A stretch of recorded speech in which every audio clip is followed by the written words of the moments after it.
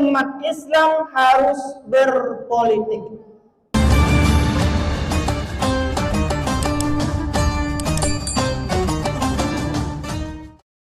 Bismillahirrahmanirrahim.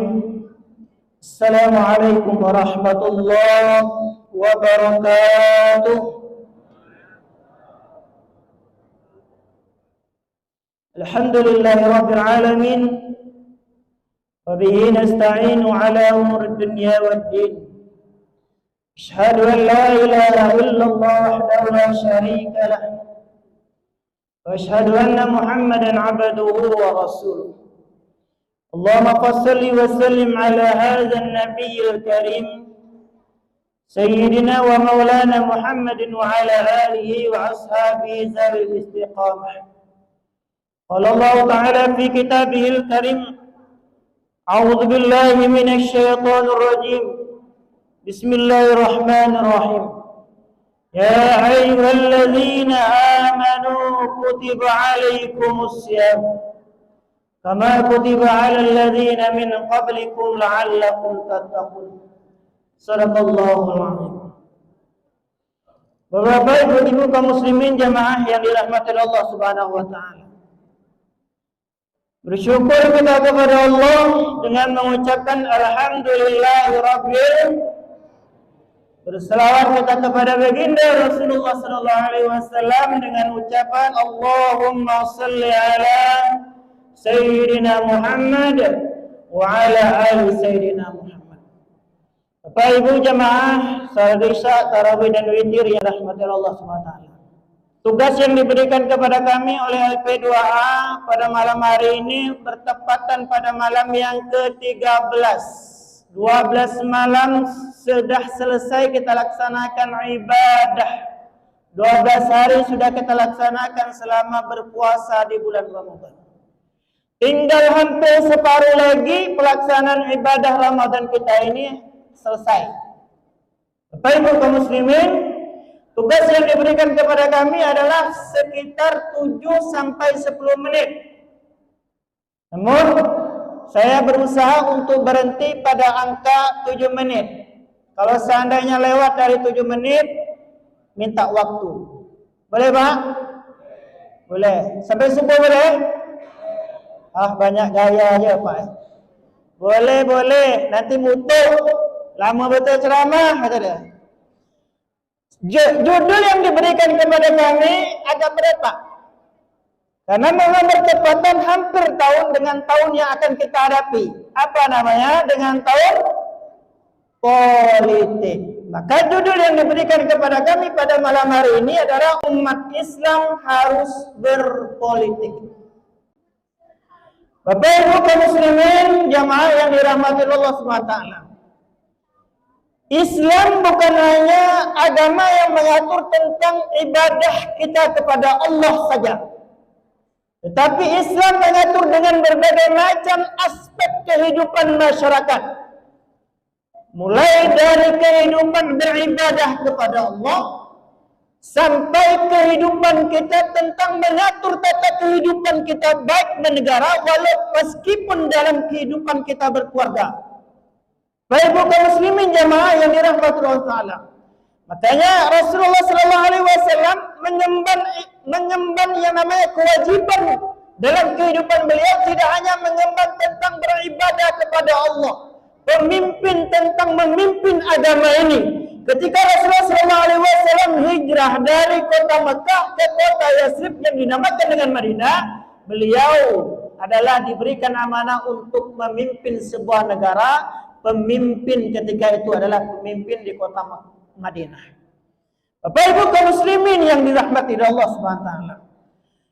Rasulullah sallallahu alaihi wasallam menganjurkan kepada kita untuk berpolitik. Bagaimana Umar bin Abdul Aziz mengajarkan kepemimpinan Umar ketika itu. Bagaimana umat Islam ketika itu tidak pernah merasa kelaparan. Bahkan bingung umat Islam ketika itu untuk memberikan zakatnya kepada siapa lagi yang berhak menerima. Kalau hari ini Pak, banyak yang minta zakat dibandingkan yang memberi zakat. Banyak yang meminta sedekah yang diramakan dengan tangan di bawah dibandingkan dengan tangan yang di atas yang memberikan sedekah. Terbalik ketika Umar bin Abdul Aziz memimpin ketika itu, Bapak Ibu kaum muslimin yang berbahagia. Apakah hari ini umat Islam tidak kaya? Kaya. Apakah hari ini umat Islam tidak mampu? Sangat mampu. Tetapi umat Islam dimiskinkan dengan jiwa yang kadang-kadang mereka tidak mau berimpak memberikan sesuatu kepada umatnya sendiri. Bapak Ibu kaum muslimin yang dirahmati Allah Ta'ala, apa kata Rasulullah SAW? Barang siapa yang tidak memperhatikan urusan kaum muslimin, maka dia bukan golongan mereka. Pak Ibu kaum muslimin yang dirahmati Allah Subhanahu wa Ta'ala, Umar bin Abdul Aziz mengatakan bahwasanya politik pejabat adalah seperti agama ad-din, dan kekuasaan itu ibarat saudara kembarnya itu. Sesungguhnya artinya yang paling mulia di surga antara politik yang paling pertama dengan agama mudah-mudahan itu tidak bisa dipisahkan satu sama lain. Kita semua, amin. Dia seiring. Kenapa kemajuan umat Islam ini kalau tidak ada yang memimpin negara kita ini adalah negara yang Islam, maka tunggulah kehancuran itu sendiri. Maka kriteria yang perlu kita pilih untuk seorang pemimpin, Pak, Bu, tahun 2024 besok ini adalah tahun politik. Maka berhati-hatilah 5 tahun ke depan, hasil yang kita pilih hanya 1 menit menentukan nasib negara kita seperti apa. Maka perlu kita perhatikan siapa yang perlu kita perhatikan. Siapa yang berhak memimpin negara kita. Yaitu yang pertama kata Allah Subhanahu wa Ta'ala, ya ayyuhalladzina amanu la tattakhidhu yahuda wan nasara awliya. Maka Bapak Ibu kaum muslimin jemaah yang dirahmati Allah Ta'ala, wahai orang-orang yang beriman, janganlah kamu menjadikan orang Yahudi dan Nasrani sebagai pemimpinmu. Maka yang menjadi pemimpin dianjurkan oleh agama Islam adalah orang-orang yang beriman, orang-orang yang taat menjalankan perintah Allah Subhanahu wa Ta'ala. Yang kedua, mereka memiliki keahlian. Tempatkan sesuatu itu pada tempatnya. Jangan orang yang tidak mempunyai keahlian dia memimpin kita. Maka orang yang tidak mempunyai keahlian itu akan membuat kehancuran dalam kehidupan kita. Bapak Ibu kaum muslimin yang berbahagia, yang ketiga apa? Jujur dan amanah. Jangan hanya memberikan sesuatu janji ketika belum naik, Pak, Bu. Tetapi ketika sudah naik, janji itu hanya tinggal janji saja.